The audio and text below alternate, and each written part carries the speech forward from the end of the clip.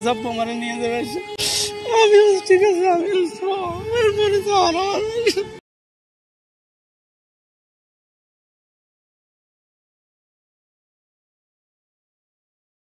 প্রায় সামানি নাম থ্রিতে পরে 8 বছর। আমি সকালবেলা দিয়ে গেছি যে রুমে বিমানটা ঢুকছে ওই রুমেই ক্লাস করতো, ওই রুমেই ক্লাস করছে। দুপুরের ঘটনার পরতে উপস্থিত এখানে হয়ে খোঁজ করছি, ভিতরে পাইনি।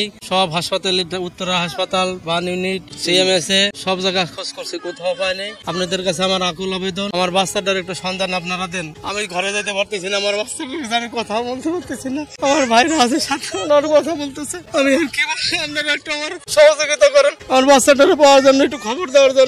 আমার বাচ্চার কাপড়টা হইলাম একটু, আমি যাওয়ার কথা বাচ্চা হলো 3 জন, 2টা মেয়ে 1টা ছেলে। বড় মেয়েটা 8-এ পরে চলে গেছিল, আগে 23 ছিল। আর ছোটটা হলো যে রুমে পরে ওই রুমেই পড়ছে, ওর যাইতে পারে নাই, বাড়িতে পারে নাই। বড়টা যে খবর দিলে আমি দৌড়ে আইছি সাথে সাথে। আমার বাসা হলো নয়নগর, দেশের বাড়ি ফরিদপুর ফাড়াঙ্গা। মেয়ে তো সবসময় আমার নিতে আসতে বলে, আমি নিতে আসি। আমার মেয়ের আমি না নিলে আসতে যায় না, প্রতিদিন আমি নিয়ে যাই। আজকে শেষ কথা, রিক্সা নামাইতে যখন যাই তখন আমি সব মারে নিয়ে যাবে।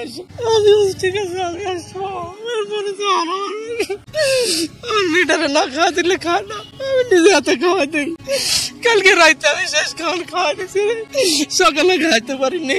বাংলাদেশের জনগণ অথবা সরকার সবার প্রতি আমাদের আকুল আবেদন, জীবিত অথবা মৃত আমাদের বাচ্চার সন্ধান চাই। আমাদের এই সন্ধান না পাওয়া পর্যন্ত আমরা ঘরে ফিরে যাবো না। ভাইকে আমরা সারাদিন খেয়ে না খেয়ে ঘুরতেছি। সবাই বলে একবার 5 তালা বা ইউনিটে, একবার বলে 9 তালা, একবার বলে 6 তালা, একবার বলে ইমার্জেন্সিতে। আমরা সব জায়গায় দৌড়াতে দৌড়াতে সারাদিন ক্লান্ত। 5-7 জন মানুষ মিলে সারাদিন। আর সবগুলো আমার যত রিলেটেড হোয়াটসঅ্যাপ গ্রুপ আছে, ফেসবুক গ্রুপ আছে, সব জায়গায় দিয়েছি। রাইসামণি নাম, 8 বছর বয়স, ক্লাস 3-তে পড়ে। সে যে ক্লাসে পড়ছে ওই ক্লাসেই, ক্লাস 3 যে রুমটা, ওই রুমের ভিতরে বিমান দুর্ঘটনাটা ঘটছে। সে ক্লাসের ফার্স্ট টেবিলটা, ওই টেবিলেই সবসময় বসতো।